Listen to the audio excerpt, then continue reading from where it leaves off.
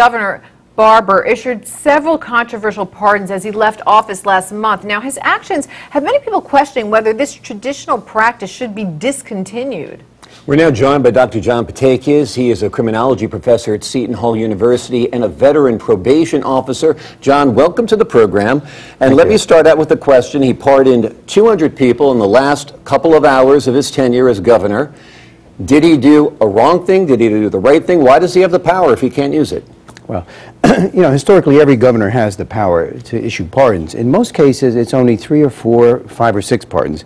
So 200 is an inordinate amount of pardons to give at one time. So obviously there's a lot of controversy as to why he released so many. Some investigations are showing that there were some political connections to his political party and friends of his, a number of those people that were released.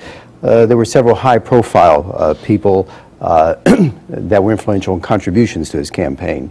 Other investigations are showing the murderers that were released, several had medical problems, and once you're incarcerated, the cost of incarceration is very high, and then once medical costs have to be incorporated, it really boosts up the cost. So these are some of the reasons that they've uncovered so far, but obviously it's still an ongoing investigation. Now what makes this even more interesting is several of these people were murderers. I don't know if it's the exact number, between 4 and 8, somewhere that number, getting conflicting reports on that number, but that's quite a few. Yeah, well, and they had been trustees on the governor's, working on the governor's mansion, and they said they were trustees. The ones who were convicted killers. Right. Okay. Right. They were trustees.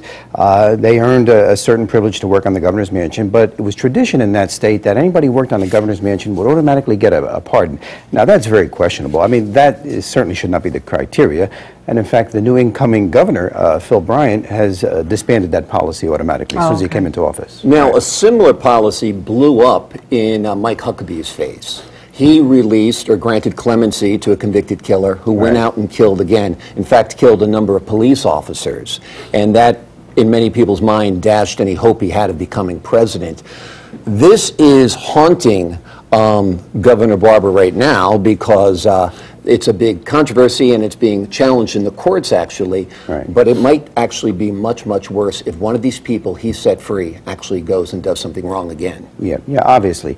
And, you know, you have to take in the public outcry has been horrendous. And the victims, you know, and members of the victim's family, you know, and there's other issues, too, in that they didn't go through the proper procedure in many cases. All right? You're supposed to publicize to the public for 30 days straight anybody applying for, you know, pardons or whatever, and only a small percentage did. So that's all being heard, and in fact it's going to the Mississippi Supreme Court next week to further investigate whether they're going to be valid pardons or not. Yeah, a lot of layers there. Now, what's the difference between pardon and clemency? The pardon is a complete release of all restrictions. It's almost like wiping the record. Yeah, the record clean, like no record at all. There's no restrictions. You don't have to report to anybody. You know, and it's just like wiping the whole slate clean. But with clemency, sometimes they can reduce the sentence or adjust it in some way. Sometimes there's conditions attached, you know, that they might have to report or whatever.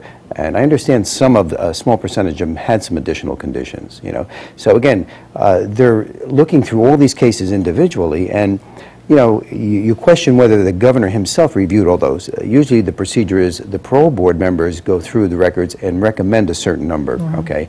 And they say that 90% of them were recommended, but the other question is, what about those other 10%? They weren't recommended by the parole board. Now, John, you spent your career working for the probation office in the state of New Jersey.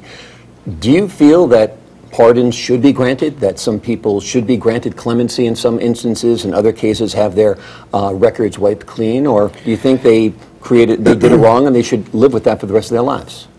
Well, yeah, it's an interesting question. I was also on the state parole board as an alternate for 6.5 years in New Jersey, and the procedure in New Jersey was we reviewed cases that seemed to be appropriate for pardon, all right, and the whole board reviewed them and then made a recommendation to the governor, okay.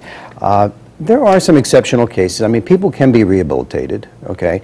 And, you know, 2 out of 3, about 60% are rearrested within 3 years. So, of course, you got to be very careful, keeping in mind that the overall goal of corrections is public safety, Okay, rehabilitation, deterrence, restorative justice, those are all important components, but the primary one is the public safety. So to answer your question, yeah, there is a percentage that can be rehabilitated, and again, it's usually only a very small amount that's recommended to the governor. So when you say 200, it seems like an inordinate. It seems, like a large number. What kind of effect do you think this will have, that this Governor Barbour has, pardoned so many people?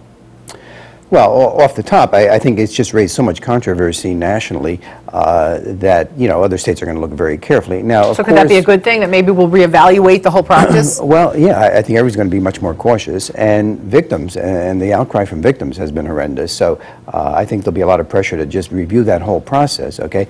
Now, of course, what the Supreme Court decides next week may have a lot to do with it also. They're going to decide whether they were appropriate pardons or not. Okay, so they're going to look into it, then we'll certainly hear more about this. Right. Thank you so much for joining us Thank today. you. Really Thank you. appreciate it. Thank you, John.